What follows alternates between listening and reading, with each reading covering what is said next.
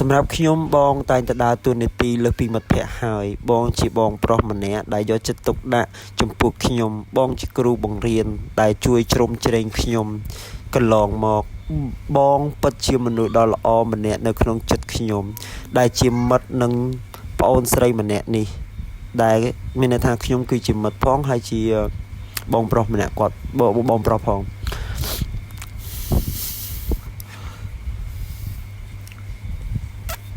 អត់អីទេទៅបាន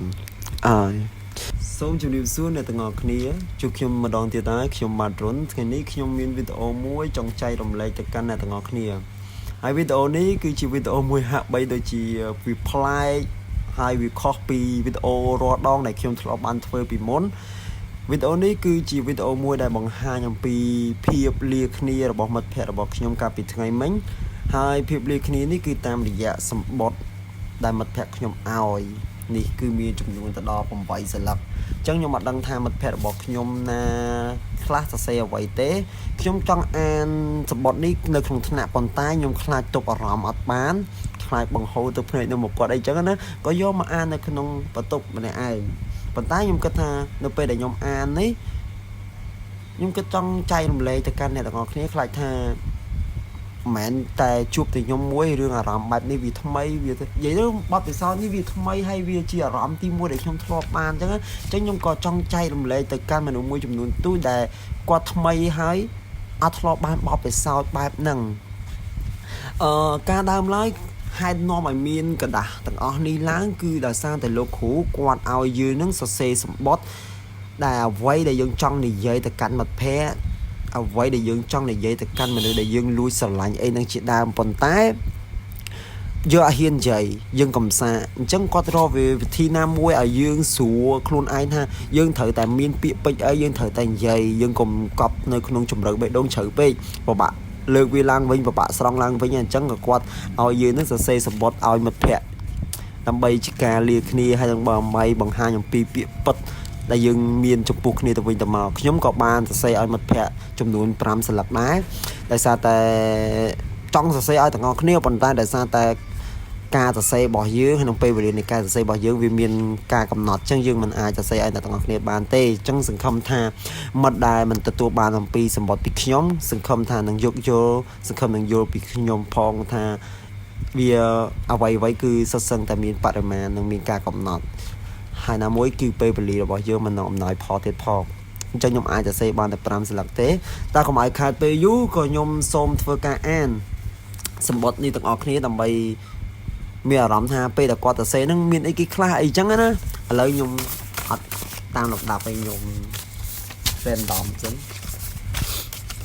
អូយខ្ញុំនេះមួយខាងគេចឹងអត់ដឹងបោះខាងគេទេបោះអង្គសុភវិនិច្ឆ័យវាវិជ្ជាប៉ុន្តែអង្គសុភវិនិច្ឆ័យគឺជាប្រធានថ្នាក់របស់ខ្ញុំអញ្ចឹងគាត់ទៅសេអីខ្លះឲ្យខ្ញុំតោះអានទាំងអស់គ្នាអាចកំបាំងនៃបេះដូងខ្ញុំទៅបេះដូងអ្នកជឿនចំពោះសុករុនមិនដឹងថាឋានៈយើងជាអ្វីឲ្យប្រកបជាបងប្អូនជាមិត្តឬជាសហជីវិនជាសត្រូវព្រោះយើងទាំងពីរចម្រុះគ្នាមានន័យថាពេលខ្លះយើងធ្លាប់ធ្វើការមួយគ្នាពេលខ្លះយើងធ្លាប់លេងមួយគ្នាដូចជាបងជាប្អូនពេលខ្លះយើងរាប់លេងមួយគ្នាដូចជាមិត្តភ័ក្តិពេលខ្លះយើងបរៀនគ្នាដូចជាសិស្សហើយនឹងគ្រូហើយពេលខ្លះក៏យើងមានការឆ្លោះគ្នាទោះតែសម្ដីអីបន្តិចបន្តួចប៉ុន្តែយើងដឹងហើយថានៅក្នុងទំនាក់ទំនងមិត្តភាពវាតែងតែមានរឿងទាំងអស់ឡើងវាប្រៀបបានដូចជាគ្រឿងទេសដើម្បីផ្សំអាហារមួយឲ្យមានជាតិអញ្ចឹងណាបើអាហារមួយវាខ្វះជាតិនេះខ្វះជាតិនោះក៏វាមិនអាចដែរអញ្ចឹងដើម្បីឲ្យវាឆ្ងាញ់ឲ្យវាមានជាតិល្អគាត់តែមានគ្រឿងទេសទាំងអស់នឹងមានទាំងឆ្លោះគ្នាមានទាំងរីករាយជាមួយគ្នាអីនឹងជាដើមតាំងពីស្គាល់ខ្លួនឯងមកយើងយល់ពីជីវិតលំបាកដែលយើងមិនដែលដឹងមកឯងជាមេរៀនជីវិតមួយបើយើងខ្លាចជាគ្រូយើងនឹងប្រាប់សិស្សយើងពីជីវិតតស៊ូរបស់យើងរបស់ឯងដៃគូមើលមហោស្រពជាមួយតួអឆ័យពិតជាឯងចូលឯងតស៊ូបន្តទៅទៀតបើមានប្រេងវាសនាយើងរៀន Master ផង ជាមួយគ្នាកុំភ្លេចចូលរួមថ្ងៃសំខាន់យើងផងទី1ថ្ងៃរៀបការទី2ថ្ងៃចូលនិវត្តន៍ទី3ថ្ងៃចែកឋាន Oh my god why អញ្ចឹងមានន័យថានៅសំណេរដើមគាត់ទៅសេអំពីភាពកាត់ឡើងនៅក្នុងទំនាក់ទំនងហើយបន្តមកទៀតក៏សេអំពីរឿងរ៉ាវដែលខ្ញុំធ្លាប់បានចែករំលែកពីការលំបាករបស់ខ្ញុំពីបញ្ហាដែលខ្ញុំធ្លាប់ជួបហើយទី3គាត់ជាការសំណូមពរឲ្យខ្ញុំចូលរួមនៅថ្ងៃសំខាន់របស់គាត់អញ្ចឹងថ្ងៃសំខាន់របស់គាត់មាន3ថ្ងៃរៀបការថ្ងៃចូលនិវត្តន៍និងថ្ងៃចែកឋានហើយជាពិសេសគាត់ផ្ដាំផ្ញើយើងបន្តការសិក្សាបន្ថែមទៀតហើយបែកគ្នាលើកនេះគង់មានថ្ងៃជួបគ្នាវិញទេបើបានទៅបាត់ដំបងចូលលេងឯងផងអញ្ចឹងវិនិច្ឆ័យគឺគាត់អ្នកស្រុកអ្នកខេត្តបាត់ដំបងស្រុកថ្មគោអត់អីទេឆៃបើសិនជាមានពេលវេលាណាល្អដែលខ្ញុំអាចទៅដល់ខេត្តបាត់ដំបងខ្ញុំនឹងមិនភ្លេចផ្ទះឯងឡើយអរគុណច្រើនឆៃសម្បត្តិទី2គឺទទួលបានពីអ្នកណាគេអត់មានឈ្មោះទេចឹងមានន័យថាគាត់លាក់ការសុករុនជូនចំពោះសុករុនគឺជាមិត្តពូកែម្នាក់ដែលខ្ញុំតែងតែគោរពនិងយកតម្រាប់តាមចំណិចមិត្តជាមិត្តល្អដែលតែងតែជួយយកអាសាដល់មិត្តដទៃដែលត្រូវការជួយមិត្តចិត្តល្អចេះចែករំលែកនិងមានសក្តានុពលដ៏អស្ចារ្យគ្រប់ការចងចាំនិងពេលវេលាដែលយើងចំណាយជាមួយគ្នានិងស្ថិតក្នុងការចងចាំរបស់ខ្ញុំសូមសំណាងល្អណាមិត្តអញ្ចឹងខ្ញុំអត់ដឹងថាបានមកពីណាគេទេกระดาษមួយនេះអញ្ចឹងខ្ញុំអរគុណមែនតើពេលពិតខ្ញុំក៏មិនហ៊ានបកកាយអីណាទេខ្ញុំគ្រាន់តែជាសិស្សម្នាក់ទៅដមទៅសមួយគេនៅក្នុងថ្នាក់ហើយទី2ក៏វាមិនល្អណាស់ណាដែរប៉ុន្តែគ្រាន់ថារឿងរ៉ាវខ្លះមួយចំនួនយើងអាចជួយអ្នកដទៃបានក៏យើងចាប់ផ្ដើមជួយអ្នកដទៃតាមសមត្ថភាពទៅតាមលទ្ធភាពដែលយើងធ្លាប់មានដែលយើងអាចធ្វើទៅបាននេះគ្រាន់ជាកតាបកិច្ចក៏ជាកិច្ចការនៅក្នុងដំណើរជីវិតដែលយើងត្រូវធ្វើហើយយើងចេះចែករំលែកគ្នាដើម្បីភាពស្រស់ស្អាតឥឡូវយើងចូលមកដល់กระดาษទី3ដែលខ្ញុំទទួលបានពីស្រីនឿតអញ្ចឹងគាត់ទៅសេថាជូនចំពោះសុករុនជូនចំពោះបងរុនតាំងពីមិនទាន់បានចូលរៀនខ្ញុំចូលឆែក profile មានន័យថាឆែករូបថតនៅក្នុងគណនី Facebook របស់ខ្ញុំលួចមើលរូបបងរុនឯងតាំងពីឆ្នាំទី1បន្ទាប់មកចូលឆ្នាំទី1ទោះមិនបាននិយាយស្និទ្ធស្នាលតែខ្ញុំឃើញថារុនគឺជាសិស្សកម្មឆ្លាតហើយពូកែខ្ញុំលួចសរសើរនិងអួតប្រាប់មិត្តភក្តិថាម្នាក់នេះពូកែណាស់ហើយឆ្លាតទៀតផងខ្ញុំតែងតែគិតធ្វើមិនទៅពូកែដូចជារុនរហូតយូរដោយបានស្និទ្ធស្នាលបានធ្វើកិច្ចការក្រុមជាមួយជាច្រើនរុនជាមនុស្សម្នាក់គួរឲ្យសោកOh my god ពីដើមទៅសើឲ្យមកដល់ចុងក៏មកដល់ពាក់កណ្ដាលស្អប់តោះគាត់ស្អប់ខ្ញុំរឿងអីគួរឲ្យស្អប់ព្រោះគាត់ចូលចិត្តនិយាយខ្លាំងដាក់អ្នកដតីមិនគិតពីអារម្មណ៍គេប៉ុន្តែការនិយាយការស្ដីបន្ទោសទាំងអស់នោះសុទ្ធតែមានគោលបំណងល្អទោះបីជាថ្ងៃខ្លះខឹងថ្ងៃខ្លះអន់ចិត្តក៏មិនអាចឈ្នះទង្វើនឹងភាពស្និទ្ធស្នាលនោះបានឡើយមានន័យថានៅពេលដែលខ្ញុំធ្វើកិច្ចការ assignment ហើយនៅដូចជាការបង្រៀនពួកគាត់ខ្ញុំមានភាពតឹងតែងមានភាពម៉ឺងម៉ាត់និងមានពាក្យនិយាយរួមគឺកាចអញ្ចឹងខ្ញុំចរិតមួយគឺនៅពេលដែលខ្ញុំរៀនគឺខ្ញុំរៀនពេលខ្ញុំលេងខ្ញុំអត់ចូលចិត្តភាពលីឡំគ្នាទេប៉ុន្តែការស្ដីបន្ទោសខ្ញុំតែមកឆាវនឹងឯងអរគុណច្រើនដែលបានរំលឹកចំណុចនេះមកកាន់ខ្ញុំខ្ញុំតែងតែគិតថារុនឯងគឺជាមិត្តនិងប្រៀបបានដូចជាបងប្រុសម្នាក់របស់ខ្ញុំដ៏ល្អជារៀងរហូតទោះយើងត្រូវបញ្ចប់ឆ្នាំសិក្សាក៏ដោយក៏ពួកយើងនៅតែរក្សាទំនាក់ទំនងដ៏ល្អមួយនេះបានទៅថ្ងៃមុខអរគុណសញ្ញាអរគុណច្រើនហើយបានមកគាត់ទប់អារម្មណ៍បានទេចេះហេតុមកអានក្នុងថ្នាក់ឥឡូវយើងចូលមួយទៀតគឺហំលៀងហ៊ីជូនចំពោះបងសុករុនជាដំបូងខ្ញុំចង់ប្រាប់ថាអរគុណបងដែលបានរាប់អានខ្ញុំជាមិត្តម្នាក់អរគុណដូចគ្នាអូនខ្ញុំមិនដឹងថាគួររៀបរាប់យ៉ាងម៉េចឲ្យសមទំនងទេប៉ុន្តែចង់ឲ្យបងដឹងថាខ្ញុំសប្បាយចិត្តខ្លាំងលើសពីអ្វីដែលបងដឹងដែលខ្ញុំមានមិត្តដ៏ល្អដូចជាបង Oh my god ចង់និយាយថាបងក៏អរគុណដូចគ្នាដែលរាប់បងជាមិត្តហើយសកម្មភាពមួយចំនួនដែលយើងធ្វើរួមគ្នាគឺវាពិតជាស្ថិតក្នុងការចងចាំរបស់បងជានិច្ច តោះបន្តទៀតសម្រាប់ខ្ញុំបងតែងតែដើរតួនាទីលើសពីមិត្តភក្តិហើយបងជាបងប្រុសម្នាក់ដែលយកចិត្តទុកដាក់ចំពោះខ្ញុំបងជាគ្រូបង្រៀនដែលជួយជ្រោមជ្រែងខ្ញុំកន្លងមកបងពិតជាមនុស្សដ៏ល្អម្នាក់នៅក្នុងចិត្តខ្ញុំដែលជាមិត្តនឹងប្អូនស្រីម្នាក់នេះដែលមានន័យថាខ្ញុំគឺជាមិត្តផងហើយជាបងប្រុសម្នាក់គាត់បងប្រុសផង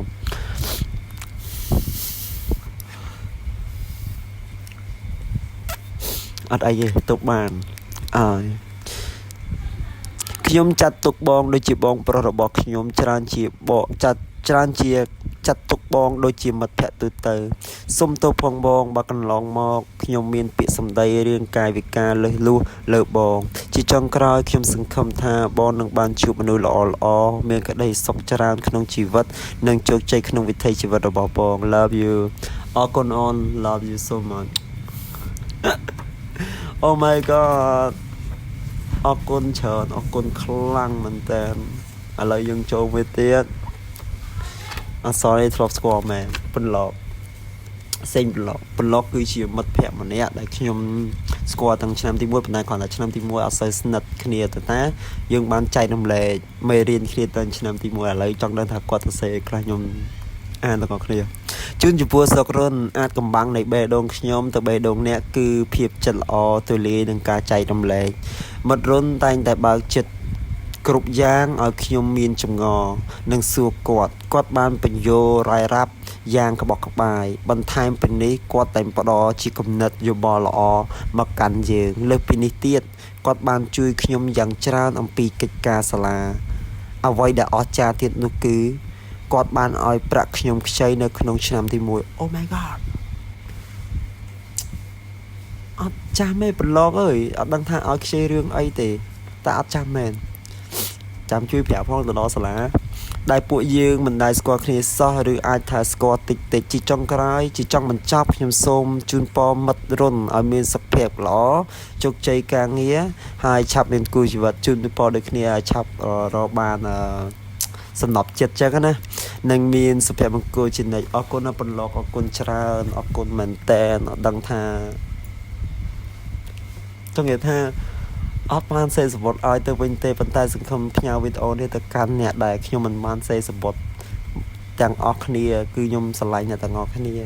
អ្នកទាំងអស់គ្នាគឺជាផ្នែកមួយនៃការចងចាំរបស់ខ្ញុំជានិច្ច Oh my god ឥឡូវយើងសល់3ទៀតទេសល់3ទៀតឥឡូវខ្ញុំអាននេះមុនដំបូងអូខេនេះខ្ញុំទទួលបានពីសៃហានគឺគាត់ជាភេទស្រីជាមិត្តភក្តិស្រីរបស់ខ្ញុំនៅក្នុងថ្នាក់ជូនចំពោះរុនថាដំបូងខ្ញុំសូមអរគុណដែលយើងបានស្គាល់គ្នាបានរាប់អានគ្នាខ្ញុំពិតជាអរគុណនៅទឹកចិត្តដ៏ល្អដែលតែងតែជួយរាល់ពេលវេលាដែលខ្ញុំត្រូវការជំនួយខ្ញុំនឹងចងចាំនៅរឿងល្អនេះទុកជាចុងក្រោយខ្ញុំដឹងថាពួកយើងមិនអាចមានពេលជួបមុខគ្នាញឹកញាប់ដូចពេលនេះទេសូមជូនពរឯងឲ្យសម្រេចជោគជ័យរាល់គោលដៅព្រមទាំងរីករាយជាមួយនឹងដំណើរជីវិតរបស់ខ្លួនអរគុណច្រើនណាស់សាហានអរគុណជូនពរសាហាននៅមានដំណើរជីវិតមួយដ៏ល្អសម្រាប់ខ្លួនឯងហើយទទួលបាននូវសុភមង្គលហើយជួបមនុស្សដែលស្រឡាញ់ខ្លួនឯងពិតប្រាកដអរគុណច្រើន Oh my god Oh my god ការុនអញ្ចឹងមានន័យថាម្នាក់នេះស្និទ្ធមួយខ្ញុំហើយជូនចំពោះការុនបានស្គាល់ឯងយូរទៅមានអារម្មណ៍ថាកក់ក្ដៅដូចជាមានបងប្រុសម្នាក់ព្រោះភាពស្និទ្ធស្នាលនឹងមិនប្រកាន់ខឹងរបស់ឯងដឹងទេគ្មាននរណាហ៊ានវាយធ្វើបាបយើងដូចនេះទេសុំទោសតែយើងរកកន្លែងខឹងប្រកាន់មិនឃើញទេមិនដឹងហេតុអ្វីដែរយើងរីករាយណាស់យិតយាយនឹងពេលវេលាកន្លងមកដែល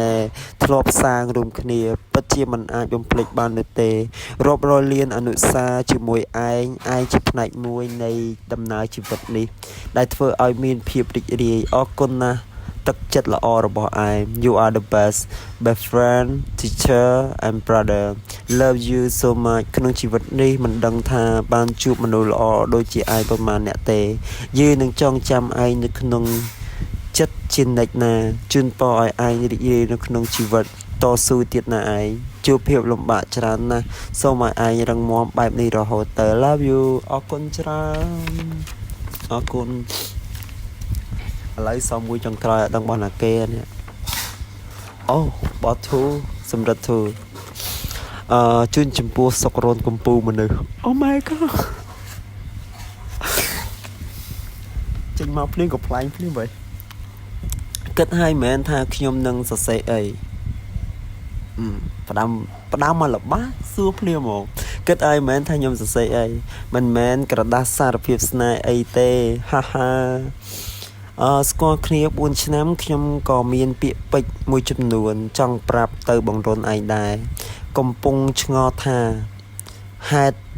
កំពុងឆ្ងល់ហើយមែនថាខ្ញុំនឹងប្រាប់អីឆ្ងល់អត់ម៉េចទំនាក់ទំនងឆ្ងល់ហើយម៉េចថាកម្ពុជាមនុស្សឆ្ងល់ហើយម៉េចបានដាក់ថាកម្ពុជាមនុស្សតាមពិតទៅខ្ញុំមានចម្ងល់យូរហើយតាំងពីឆ្នាំទី1មកម្លេះម៉េចក៏រៀនពូកែម្លេះពេលដែលបញ្យោមេរៀនឬបកស្រាយកិច្ចការឬបង្រៀនរលូនល្អម្លេះពេលខ្លះចំណែនបងរុនឯងមិនបានរៀនពូកែអញ្ចឹងចង់និយាយថាខ្ញុំអត់រៀនអីពូកែទេដោយសារតែចង់និយាយថាខ្ញុំជាសិស្សម្នាក់ទូទៅដូចគេតែប៉ុន្តែអត់ដឹងថាមិនបានគិតថាខ្ញុំជាសិស្សពូកែប៉ុន្តែអត់ពូកែទេនិយាយតាមត្រង់ចង់រៀនពូកែអញ្ចឹងដែរនិយាយដោយត្រង់ខ្ញុំកោតសរសើរសមត្ថភាពបងរុនឯងបើអាចចង់ខ្លាចជាបងរុនឯងមួយថ្ងៃ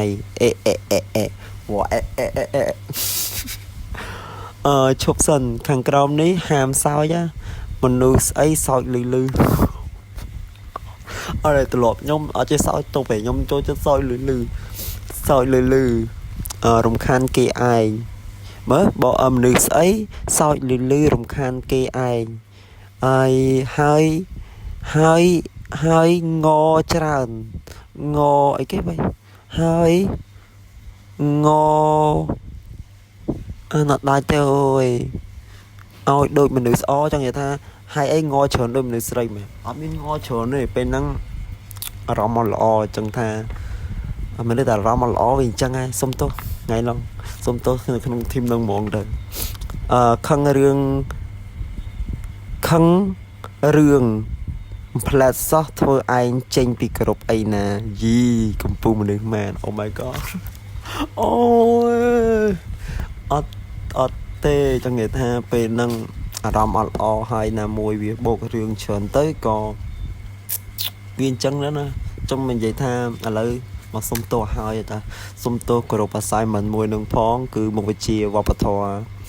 ដែលខ្ញុំអត់បានជួយដល់អ្នកទាំងអស់គ្នាដល់ទីបញ្ចប់ប៉ុន្តែខ្ញុំសង្ឃឹមថាវីដេអូនេះបានលើដល់ក្រុមហ្នឹងមានដូចជាភារាឆាន់នុនសិពេចសម្រិទ្ធធួននិងខ្ញុំ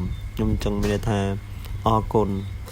នៅពេលនោះខ្ញុំវាអារម្មណ៍ល្អមែនហើយជារឿងមួយដែលខ្ញុំមិនអាចនិយាយកាន់តែគេប៉ុន្តែសង្ឃឹមថាអ្នកទាំងយល់ពីខ្ញុំ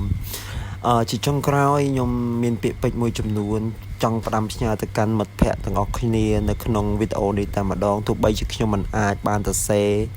អស់រាយរាប់ក៏ដូចជាឲ្យសម្បត្តិទៅកាន់អ្នកទាំងអស់គ្នានៅក្នុងថ្នាក់ទាំងមូលក៏ដោយប៉ុន្តែខ្ញុំចង់និយាយថារាល់ទង្វើរាល់សកម្មភាពមួយចំនួនដែលខ្ញុំធ្លាប់បានធ្វើខុសក្តីត្រូវក្តីសូមមិត្តភ័ក្តិទាំងអស់គ្នាបំភ្លេចចោលចោះដើម្បីចងចាំនៅរឿងដែលល្អជាមួយគ្នាសូមបំភ្លេចរឿងដែលមិនល្អជាមួយគ្នាទៅហើយពាក្យដែលខ្ញុំចង់និយាយទៅកាន់មិត្តទាំងអស់គ្នាគឺចង់ឲ្យមិត្តទាំងអស់គ្នារក្សាក្តីសង្ឃឹមព្រោះក្តីសង្ឃឹមប្រៀបបានដូចជាចម្រៀងមួយបទច្រៀងលួមលោមបំពេយើងនៅពេលដែលយើងឈឺចាប់ក្តីសង្ឃឹមប្រៀបបានដូចជាថ្នាំជាឱសថមួយសម្រាប់ព្យាបាលការឈឺចាប់របស់យើងបើយើងរក្សាក្តីសង្ឃឹមយើងនឹងអាចព្យាបាលការឈឺចាប់របស់យើងព្រោះក្តីសង្ឃឹមនាំមកនៅពន្លឺមួយវិញទៀតគ្រប់ដំណើរជីវិតក្នុងនាមយើងជាកូនអ្នកក្រីក្រជាកូនអ្នកស្រុកស្រែចម្ការគ្មានទីពឹងចង់ប្រាប់ថាដំណើរជីវិតដែលយើងដើរគឺដើរលើផ្លូវឡើងភ្នំ ហេតុអ្វីបានខ្ញុំនិយាយបែបនេះព្រោះថាយើងមិនអាចមានវាសនា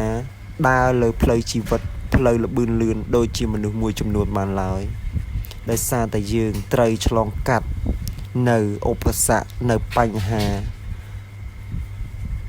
ហើយផ្លូវដែលឡើងភ្នំយើងដឹងហើយថាមានកឡុកមានចោះមានឡើងមានតួមានរអិលត្រូវការតោងនេះតោងនោះដើម្បីធ្វើដំណើរពីទី1ទៅដល់ទី1ឬមួយពីទីទៀតទៅដល់កំពូលភ្នំបាននេះគឺជារឿងដែលខ្ញុំចង់ផ្ដាំផ្ញើទៅកាន់អ្នកទាំងអស់គ្នាហើយឃ្លាចុងក្រោយរបស់ខ្ញុំគឺក្តីសង្ឃឹមមុនថ្ងៃលិចអញ្ចឹងចូលរក្សាក្តីសង្ឃឹមសូមមិត្តភក្តិទាំងអស់គ្នាសំណាងល្អបាយបាយ